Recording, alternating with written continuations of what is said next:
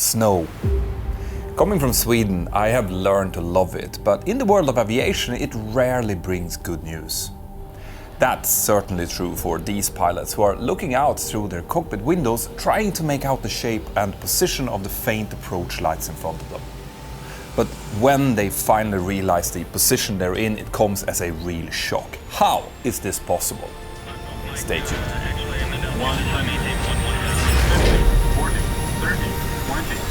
In the evening of the 29th of March 2015, an Air Canada crew was busy preparing to fly a standard passenger flight from Toronto, Lester B. Pearson International Airport, up towards Halifax Stanfield Airport in Nova Scotia, Canada. Since it was March, it was still winter in northern Canada, and that was most definitely true at their destination. As the pilots were looking through the weather forecasts and observations, they could clearly see that the weather in Halifax was far from ideal. The latest meteorological aerodrome report, or Mentour, indicated a wind from 360 degrees at 19 knots, gusting up to 26 in light and drifting snow, giving a visibility of 1.5 statute miles or 2,400 meters, with an overcast cloud layer at 700 feet.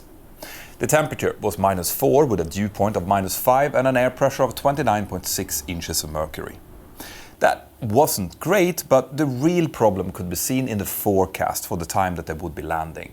The snowfall was forecasted to increase in intensity to moderate, and that would cause a reduction of the visibility to 3/4 of a statute mile or 1,200 meters, which would be very close to the minimum visibility that the pilots could accept for starting their approach.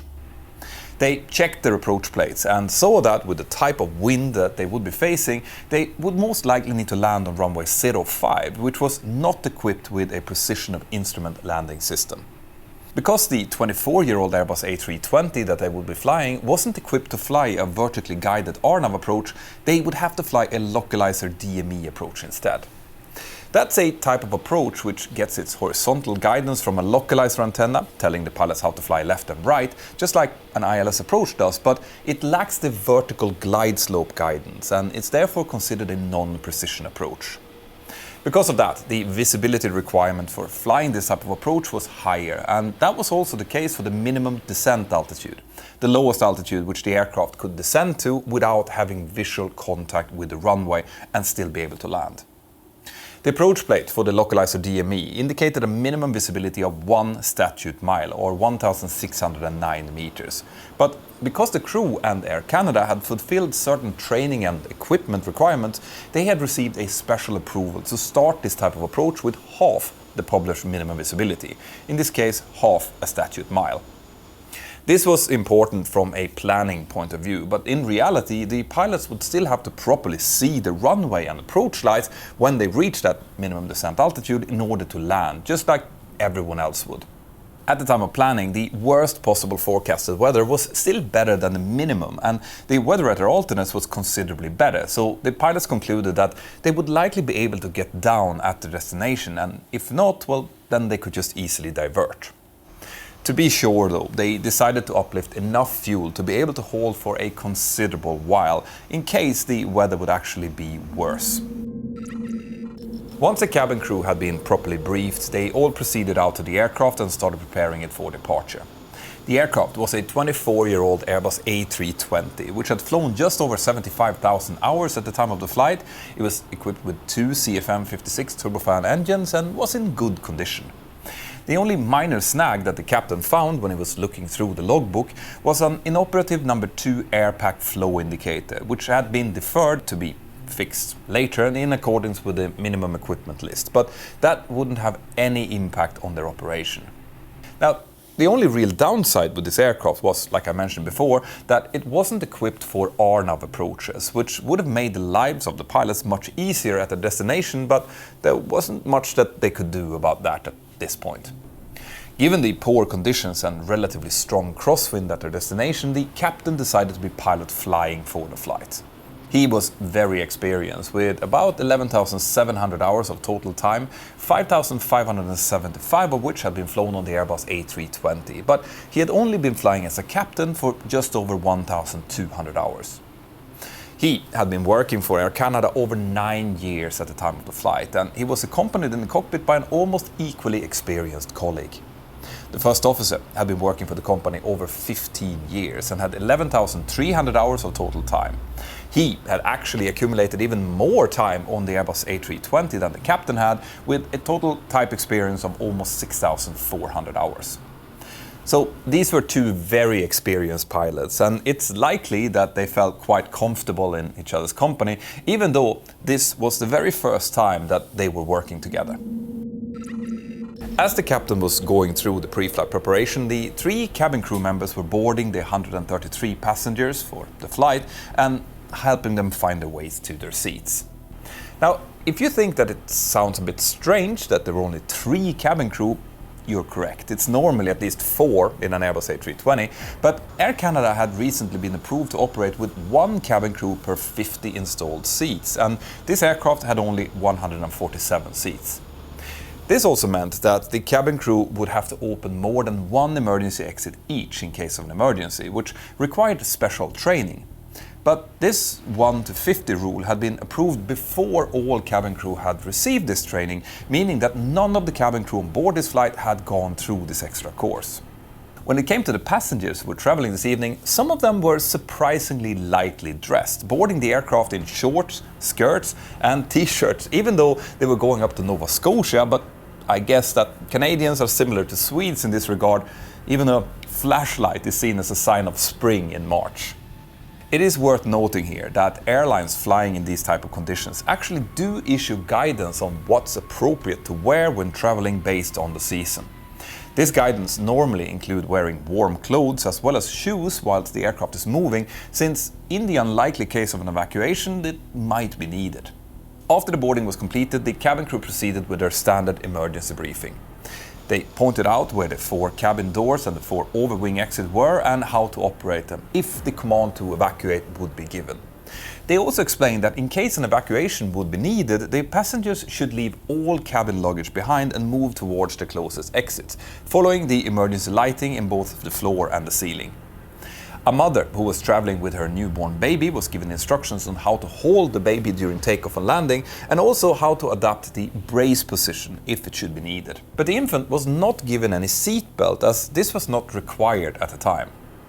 On top of this, the passengers were also shown how to use their oxygen masks and life vests, as well as to please review the in-flight safety card in the seat pockets in front of them before departure. Now, how many of you guys recognize this type of briefing?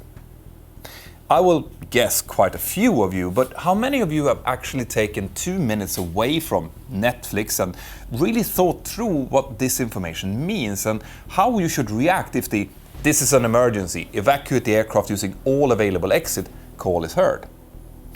That's likely less of you, but I strongly advise you to take those 2 minutes every time that you're traveling. Once the boarding was complete, the cabin supervisor let the captain know that the doors were closed and ready for departure. The pilots finished up their departure preparation and then requested pushback and start. At time 22:05, Air Canada Flight 624 took off from Lester B. Pearson International Airport and started its flight up towards the northeast. They initially followed the Dead Key 3 departure route and continued climbing up to their planned cruise altitude of 35,000 feet. Now, due to Canadian legislation, we don't know exactly what was said in the cockpit throughout this flight.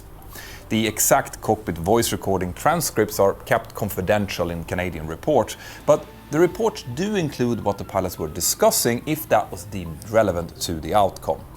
And because of this, we know that the 2 pilots started discussing what alternate airport to use already during the climb out from Toronto. This is a sign that they were likely quite apprehensive about the weather and knew that it could become a problem. The captain suggested that they should change the active alternates from Montreal, which they had filed in the flight plan, to Moncton instead, which was closer and could therefore enable them to hold for longer if the weather was below minimums when they arrived. Here, it's probably worth explaining a few things about how we pilots deal with poor weather, especially poor visibility. We have very specific minimum visibility values that we are allowed to operate in. Those values are even more restrictive during the planning stage when the aircraft hasn't yet departed, especially for the alternate airports. But even when we're airborne, we won't start an approach or try if the visibility is reported to be below minimum approved values, which in this case was half a statute mile. If the visibility does improve above that value, we know that there is a mathematically high likelihood that we will be able to see enough to safely land when we reach our minimums. So we will start the approach if that is the case. But of course, there's always a possibility that the actual visibility is way worse when we get down there, so we might end up not seeing anything. But in that case, we would just execute a missed approach and climb back up again and then evaluate if we should make another approach or if we should just divert to our alternates. Following these rules are generally exceedingly safe, and since we will never depart unless the weather at our alternates are significantly better than our destination under these type of circumstances, we will always be able to land somewhere. But as always, where the potential problem arises is where there is some ambiguities. Like, for example, how much visual references are enough to safely continue the approach below the minimums. In the case of Air Canada, that had been defined in their operations manual as seeing one of the following things. Either the runway or runway markings, the runway threshold or threshold markings, the touchdown zone or zone markings, the approach lights, the poppies, the runway identification lights, the threshold and runway end lights, the touchdown zone lights, the parallel runway edge lights, or the centerline lights. This basically means that an approach could be continued providing any lights or markings associated with the landing runway could be seen at minimums. But in reality, it is quite a bit more complicated than that, especially when you're flying a non-precision approach without vertical guidance. That's because the visual picture that the pilot flying attains when going visual must be good enough to continue providing guidance on how to maneuver the aircraft visually below the minimums. A good example is that if you're going visual and all you can see is one or maybe two lights, it is really hard to use those in order to tell you if you're drifting left or right, and especially if you're going high or low. In order to do that, you often need several parts of the approach lighting system together with the runway lights to judge directional change, the aspect ratio, and so on. This is why most modern approach light systems include several parallel barrettes, giving additional visual guidance to the pilots even before the runway comes into sight. The problem here was that the Air Canada operations manual had not defined that the pilots needed enough visual references to give this crucial guidance. The manual just stated that they needed at least one of those references to be in sight in order to continue, and this will become important soon. The pilots continued to review the latest weather and NOTAMs as the flight progressed up towards Nova Scotia. They knew that Halifax Airport had 4 different runways, all with RNAV approaches, but like I mentioned before, the aircraft wasn't equipped to fly those. The main runway, 0523, was also the longest, measuring 10,500 feet or 3,200 meters, and it had a Category 2 ILS precision approach available for runway 23, but only a localizer or NDB non-precision approach for runway 05. The other, shorter runway was disregarded due to the crosswind components, and since the wind was mainly coming from the north, the crew was left with only runway 05 and its localizer approach. There were also some other issues with using this runway, and I will explain that further after this. Let me tell you a bit of a story. About 2 months ago, I decided to go on a really delayed honeymoon together with my beautiful wife Sandra. We decided to go to Thailand, which is a country that we both love for the culture, the food, the people, the weather, well, basically everything. Once we were there, we were chilling in the hotel room one evening, and I remember this classic Swedish TV series called 30 Degrees in February, which is about a bunch of lonely Swedes who are moving to Thailand in pursuit of happiness. It's a very sad and beautiful story, and I wanted to show that to Sandra while we were actually there in Thailand.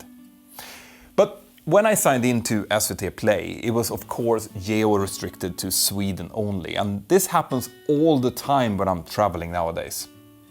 So I downloaded NordVPN, today's sponsor, and then logged in, clicked Sweden, and voila, we could start watching it immediately. I actually use Nord this way a lot when I'm out traveling, both to see my own normal content, but also to find better prices on tickets and hotels. You should try it out, you'll be amazed about the price differences.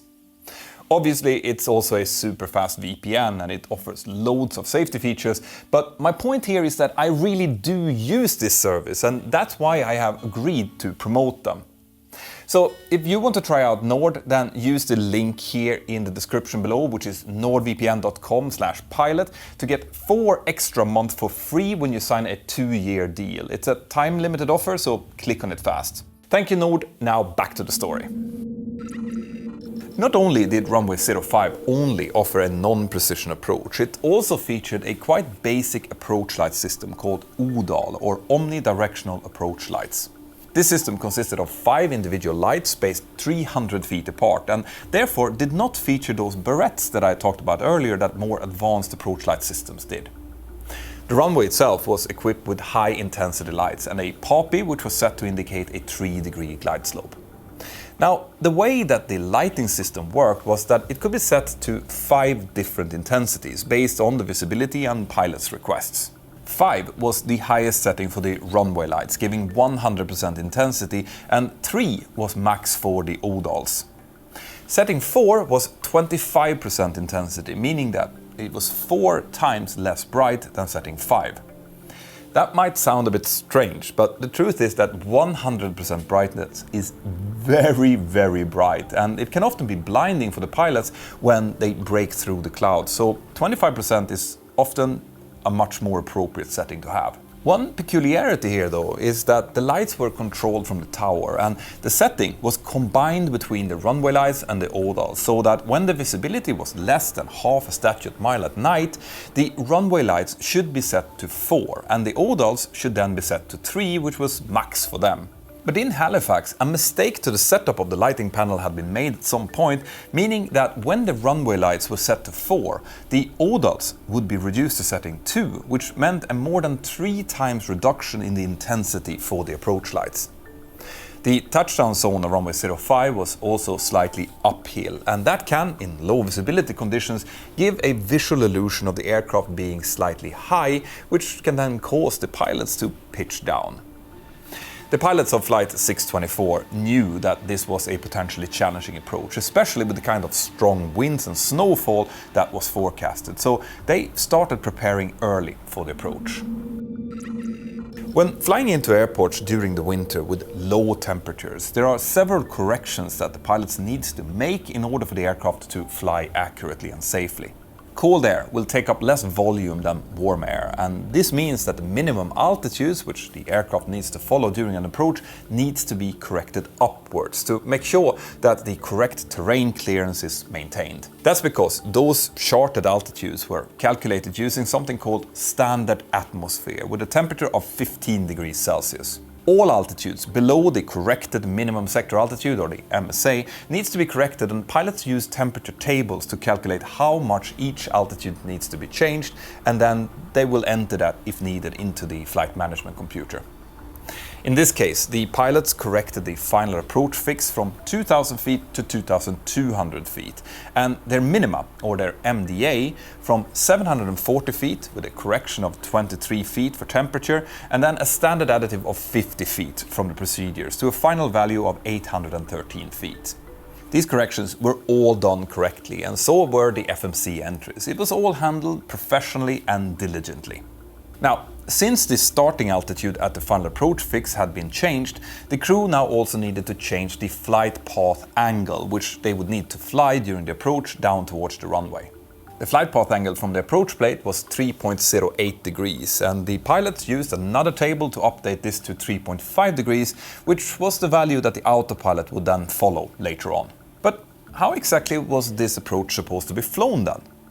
Well, in the Airbus, a localizer approach like this was supposed to be flown in a way referred to as coupled selected, meaning that the autopilot was going to be used and coupled to the localizer beam for the lateral guidance, and using a constant selected vertical descent angle from the flight control unit. This is quite similar to the way that we fly a vertical speed non-precision approach in the Boeing, but the flight path angle selection on the Airbus is supposed to be more accurate and constantly maintain wherever angle that the pilots have selected. In theory, if the descent is started at the correct point, the corrected descent angle should put the aircraft in the correct geographical position when reaching the MDA, and the pilot should then disconnect the autopilot and continue flying visually. As the flight was now getting closer to the top of descent, the pilots received some updated weather for Halifax from their dispatch. The situation had unfortunately worsened considerably, with heavy and blowing snowfall and a visibility of only 1/4 of a statute mile or 400 meters, which was obviously not enough for them to start their approach. But dispatch also advised them that another Air Canada flight had successfully managed to land on runway 05, having gone around on their first attempt due to poor visibility. This information caused the pilots to continue to take more weather information for their alternates, as well as verifying that the runway conditions were actually good enough to land, which they were. The runway was actually being continuously cleared. They also carefully reviewed the go-around procedure to make sure that they were fully ready to execute that, since the weather certainly indicated that it could happen if they even got to start the approach. All in all, the pilots of these flights were up until this point acting like real professionals and were discussing their arrival in a very cautious and conservative way. When they saw that the weather wasn't good enough, they calculated their maximum holding time, decided to ask air traffic control to enter a hold if the weather was still bad when they got closer, and they also decided on a time, a specific time to start diverting if they couldn't get in, just basically like I would have done it. At time 23 and 19 minutes, the crew was cleared to start descending down towards Halifax, and 2 minutes later they finished their approach briefing. They switched over to the Halifax terminal controller and asked if they could enter a holding over an RNAV point called SETI, which they were cleared to do, and then descend to 9,000 feet. The crew calculated that in the worst case scenario, they would be able to stay in the hold for around 1.5 hours until time 0100. As they were sitting in the holding, the first officer got into contact with the Halifax tower controller to get more accurate updates on the weather. The tower controller told him that the visibility was still 1/4 of a mile and that there were vehicles removing snow on the runway at present. As the aircraft continued descending in the hold, the crew now started completing the in-range checks, meaning, among other things, switching the landing lights on. As the first officer was doing this, the captain told him that he would be keeping the lights off for the actual approach. Now, this is quite often done in these type of conditions, when the lights would only really illuminate the snow in front of the windscreen and not actually help in establishing visual contact. The lights would then be switched on during the final part of the approach once contact had been established to assist with the landing. The cabin crew completed their approach PA, making sure that the cabin was secure and that all hand luggage was properly stowed. Once this was done, they gave the cabin secure sign to the pilots. 7 minutes past midnight, the captain said, as they were still sitting in the hold, that if the weather hadn't improved within the coming 20 minutes, they would just divert.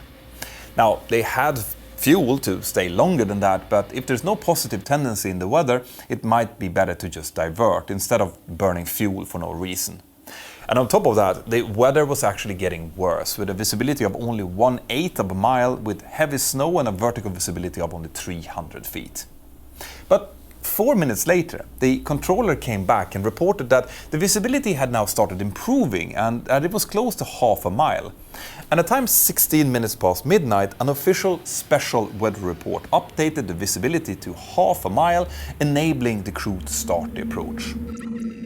The terminal controller now cleared Air Canada Flight 624 to proceed towards a point called Oddcast, which was on a 12 nautical mile final approach to runway 05, and he also told them to start descending to 4,000 feet. A few minutes later, they were cleared for the localizer approach and were told that the weather and runway conditions were stable and wasn't changing much, but it was still snowing. The first officer selected the landing lights off, just like the captain had told him, and as they were getting closer, the aircraft leveled off at an altitude of 3,400 feet. Once they were level, the captain armed the localizer mode and asked for flaps 1 to be selected, followed by flaps 2, and he then continued to descend down towards 2,200 feet, which was the initial approach altitude. The aircraft intercepted the localizer and started turning towards the final approach track, and as it was doing so, both pilots could see lights and the terrain below them, which was a very good sign. probably quite encouraging, but it doesn't necessarily mean that you will be able to see the runway through the slanting angle that they were approaching with. The first officer, who was now in contact with the tower controller, asked him to please confirm that the lights had been selected to setting 5 or max. The tower controller, who was still dealing with snow clearing equipment on the runway as well as with some other traffic at this point, responded that the lights were at setting 4 but that they would be set to setting 5 later on. As the aircraft passed about 8 nautical miles at time 0026, the captain called for the landing gear to be extended and for the landing checklist to be completed to the flaps. This was done, and as the aircraft leveled off at 2,200 feet, the captain then continued to ask for flaps 3 and finally flaps full. They were now fully configured for the landing, and the only thing left to do was to initiate the final descent.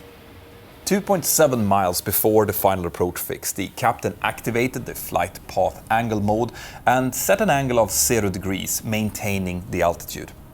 Then, as the aircraft passed 0.3 nautical miles prior to the FAF, he selected a descent of 3.5 degrees and the aircraft started pitching down to follow this new command, all according to Air Canada's SOPs. So far, the aircraft was exactly where it was supposed to be, fully configured and fully stabilized. According to the Air Canada procedures and training at the time, once the flight path angle had been selected, the aircraft would just follow this angle, and there was no further need to monitor that the aircraft was actually descending according to the profile.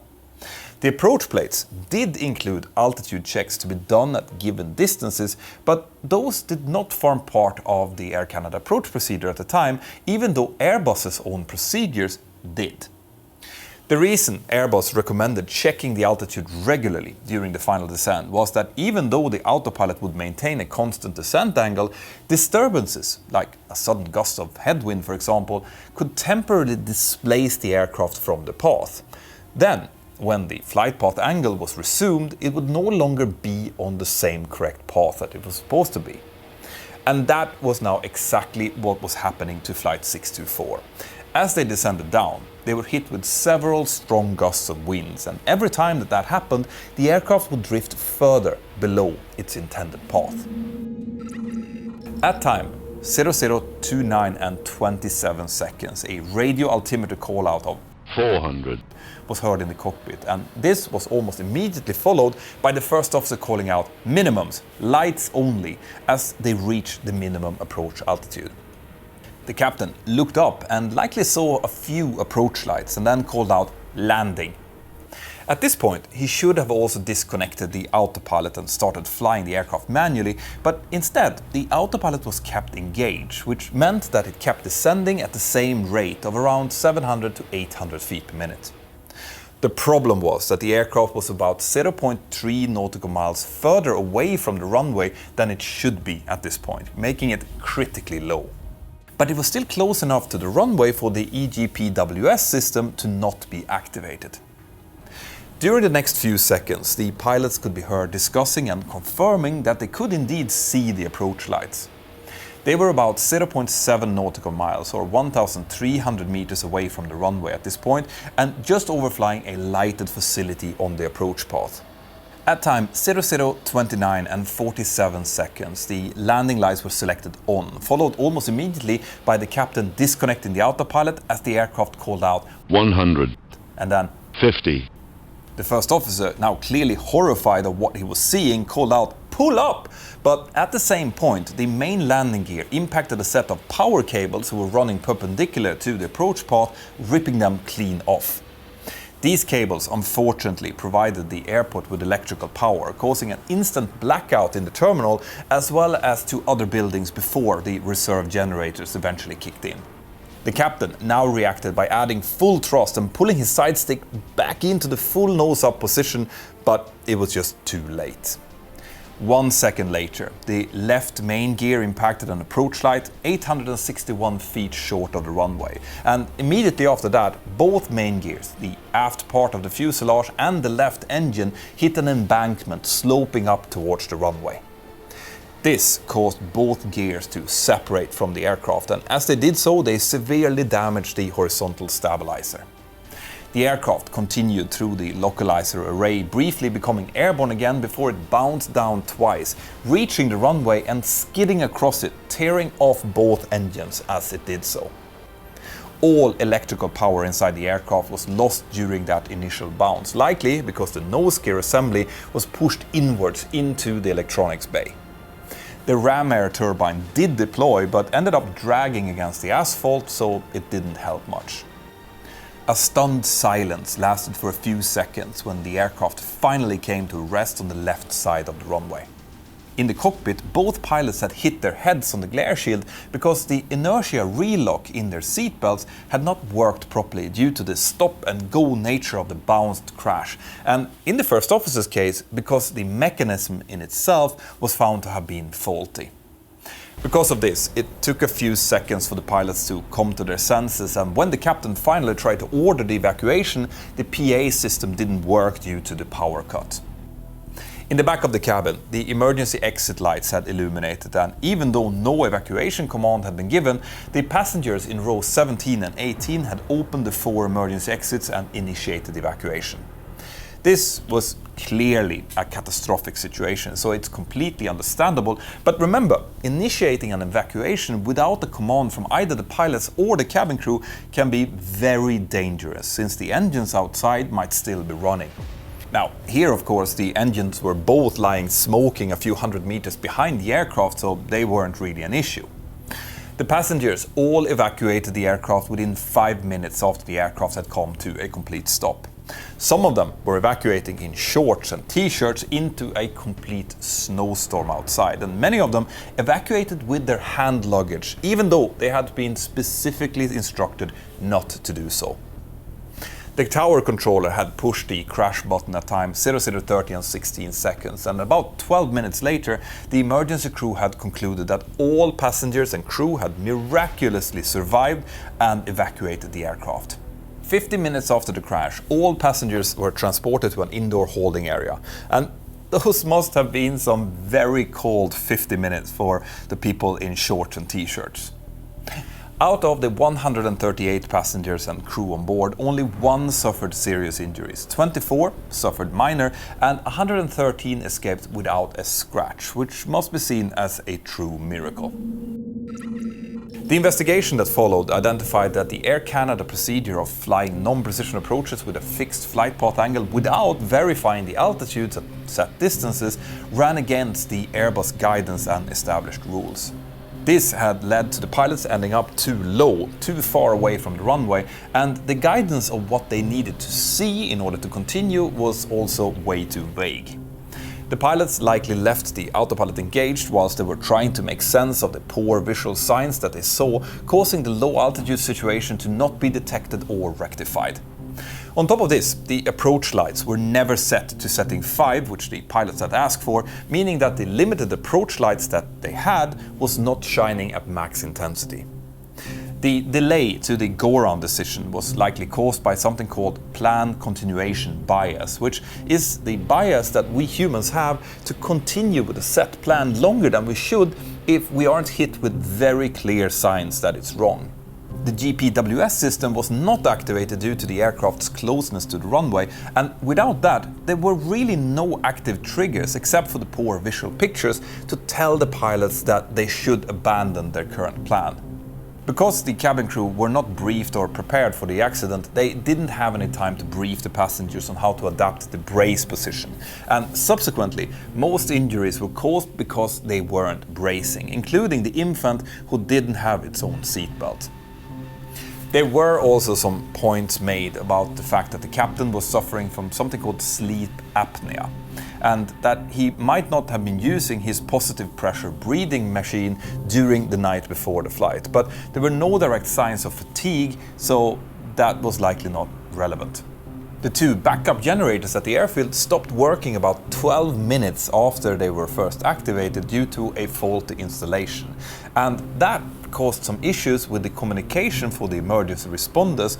But apart from that, the investigation also focused on the passengers evacuating with their hand luggage, which had been shown to be potentially extremely dangerous in situations like this.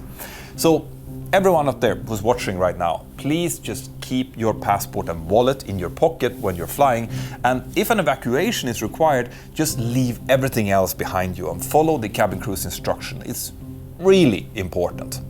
As a result of this accident, Air Canada updated their procedures to include exactly what type of visual aids that the pilots needed to see in order to continue any approach. Threat and error briefings has become mandatory, as well as doing distances versus altitude checks during non-precision approaches. Air Transport Canada was also asked to make sure that the minimum descent altitude should be tied closer to the approach lighting capability of the airport to make sure enough lights can be seen at minimums, and also several airports have been asked to upgrade their approach lighting, including Halifax Airport, who also were told to change their approach light controls to follow ICAO guidelines. Air Canada is also working with Airbus to make sure that the rest of their fleet is upgraded to be able to fly RNAV approaches. Now, remember to make the most out of my sponsor deal by clicking on the link below, and it really helps the channel if you do. And then check out these videos next. Have an absolutely fantastic day, and I'll see you next time. Bye-bye.